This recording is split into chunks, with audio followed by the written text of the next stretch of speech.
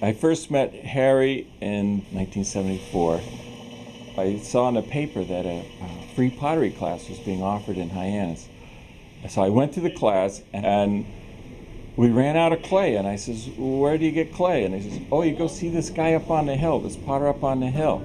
And so I took my 50 Dodge and drove up this steep grade and amongst the pines, and got out of my car and just found myself in this totally enchanting spot. I wasn't really ready for what was going to be happening. I had no idea what I was going to be walking into. I believe it was either 69 or 70. I actually had taken a pottery course in Tucson, and I'd come to Cape Cod to work for the summer, and I was looking for a pottery course here. I went to the Art Center in Hyannis, and they gave me his name. And I happened to, by accident, go on a picnic at Scargo Lake, looked up, saw a sign, and went, "Oh, that's the guy I was supposed to go see." Ran up his road, saw these beautiful pots in the woods. And there's a clay sign that says "Path to Pottery." I walked around the grounds, and I was amazed at the work, just to see things so mature and so incredible, so Picasso-esque. I really wanted to meet the intelligence that was behind this work, the creativity. And I could hear classical music in the background, and I started walking towards the music. Almost felt like I was being drawn like a Pied Piper. And there was this bearded man in overalls with an apprentice. They motioned me inside. I came in and talked to him all the rest of that day, so long that my friends came up the road looking for me, wondering where I was.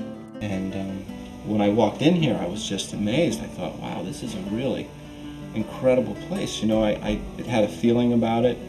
There was classical music on. It really impressed me that the whole atmosphere was soothing, creative, yet exciting. And I thought, you know, this is incredible.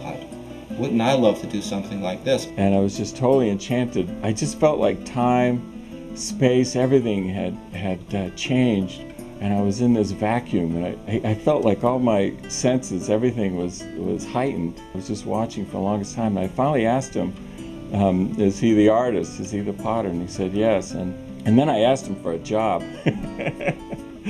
And I said, "This is where I belong. I'm going to be a potter." It was the kind of a life that appealed to me, and the more I heard Harry talk about it, the more it seemed to suit me. And made up my mind then that I wanted to become a potter. I wanted this lifestyle that this man had, and he was so excited about what he was doing that was inspiring to me. When Tina and I first started working with him, he was much more serious. He didn't think we should do anything but work. That work was the only thing that was important in life. None of us have his level of dedication.